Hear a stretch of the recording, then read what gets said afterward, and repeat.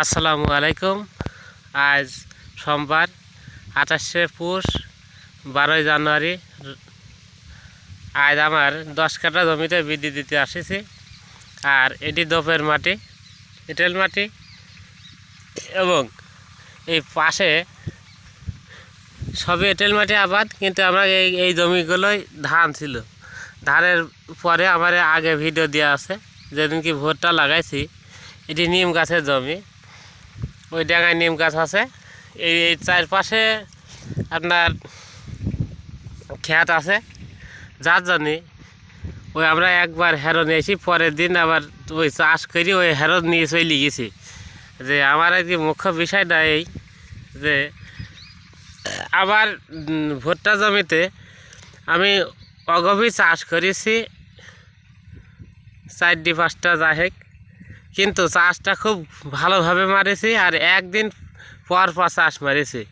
চাষের মাটি শুকাইছে। এই যে পাশে আমার এই চাষা এটি, এই চাষার জমি কিন্তু আজ কি থসি কাল কি থসি লাগিয়ে দিয়েছে, কিন্তু একদিনই দুয়ার পরের দিন দুয়ার, এইভাবে 4 চাষ মারিছি। আর আমি 4 চাষ মারিছি 4 দিন।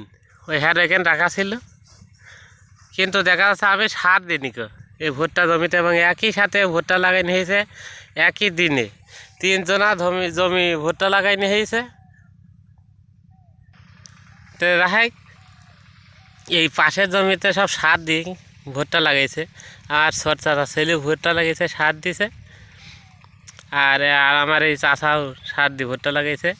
3 চাচার 3 জমি। এইটা আমি পাইছি। এই জমিটা এইখানে ভুট্টা কিছুই 7 দিনই 1 কেজিও না, হাফ কেজিও না।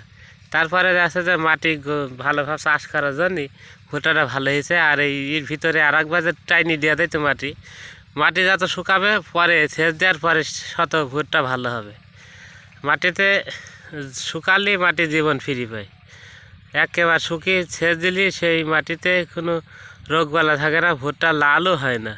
এমনকি ভুট্টার গাছও মোটা হয়। আমার এই একই সাথে গাছ লাগি, একই সাথে ভুট্টা হবে, দেখা যাচ্ছে ফলনটা বেশি হবে। যেখানে মানুষের 25 মণ 30 মণ হবে, সেখানে আমার এই ভুট্টা যদি না পড়ে যায়, একই রকম হয়, তাহলে একই ঘন একই রকম সব কিছু থাকার পরে দেখা যাচ্ছে যে তার 10 মণ ভুট্টা বেশি ফলন হবে। আর ভুট্টাটা আগে আগে যত্ন করতে হয়। আর ধানের জমিতে অবশ্য ইউরিয়া সারটা একটু বেশি দিতে হবে।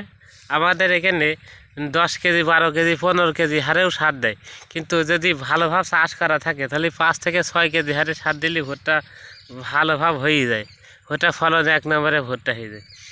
এই যে আমার এই জমিতে, এই জমিটা এখন দেখাচ্ছে, এই জমিটা বিদ্যুৎ দেওয়া হয়ে গেল 1 ঘন্টা 10 মিনিট হচ্ছে।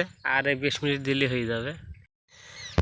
ভালোভাবে ভুট্টা জমি যদি চাষ করা যায়, আর তাহলে পোকায়ও কাটে কম। আর এই জমিতে আমি সেচ দেবো 2-1 দিনের মধ্যে। সেচ দিলে 1 কেজি হারে ইউরিয়া দেবো, 1 কেজি হারে ডিএপি দেবো। আর বিধি টানা ফেরা শেষের দিকে। এটি 12 ইঞ্চি বিধি, একটা ফাঁকা 4 ইঞ্চি করি। এই বিধিটা দিদি 1 বিঘি জমি যাচ্ছে 3 ঘন্টা সময় লাগে। আর ভারী আছে যেহেতু, তাই টাইনিও আরাম।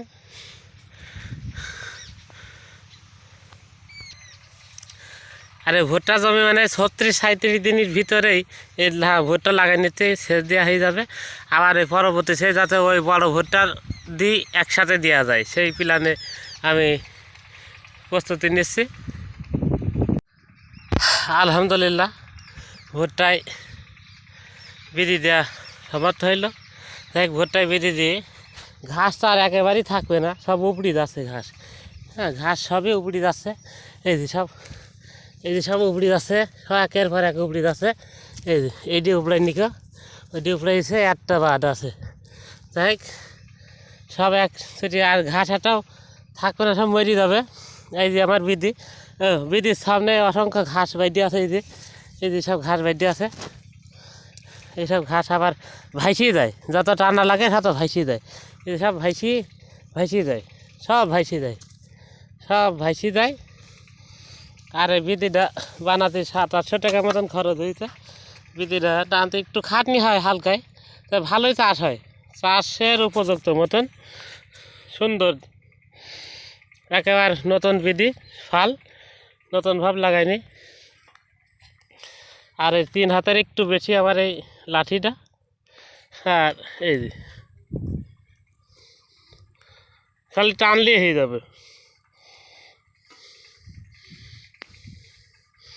আর এই ধার দেওয়া লাগে, আর এই মাথাটা সুইচলু রাখতে হয়, নয়তো ঘাস আবার বাইতে যায়। সুইচলু রাখলে ঘাস 2 দিক থেকে বেরিয়ে পড়ে চলে যায়। দাদা, আমার কাছে ভুট্টা চাষ দিনই মনে হয় ম্যাজিক। তো ভুট্টা কিন্তু সবার পরে লাগাই, তারপরে যদি অল্প সারে আর গাছগুলো সব ভালো হয় আর ফলনও ভালো হয়। মানে একটু বুদ্ধি খাটিয়ে আবারটা করলে ভালোই হয় ভুট্টা চাষটা, অন্য চাষে যায় হোক না হোক।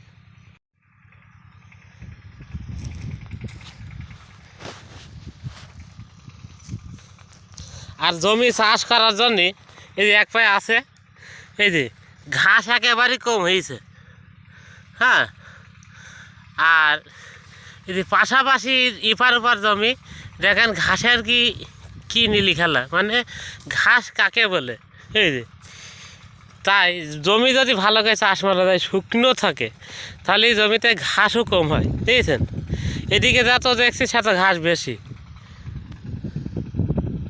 আর দেখেন এই যে এই কলে ঘাস কত হারে, আর আমার জমিতে পাশাপাশি আলির জমিতে ঘাস কত কম দেখেন এই যে। হ্যাঁ।